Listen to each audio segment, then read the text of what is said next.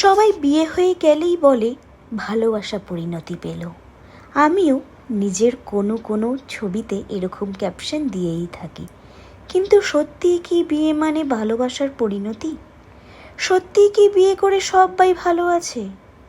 সবাই কি বিয়ে করে শেষ অবধি একসাথে থাকবে? এরকম শুনেছি যে 8 বছরের প্রেম অথচ বিয়ের পরে 6 মাসের বেশি সংসার করে উঠতে পারেনি। এরকমও শুনেছি যে বিয়ের পর 2টো সন্তান এসে গেছে অথচ তারপরেও একসাথে থাকা হয়ে ওঠেনি। তাহলে পরিণতি পেল কোথায়?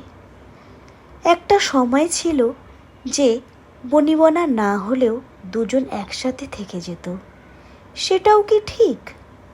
আর এখন সবাই বলে মেয়েরা স্বাবলম্বী হয়েছে বলে বিচ্ছেদের সংখ্যা বেড়ে গেছে, সেটাও কি ঠিক?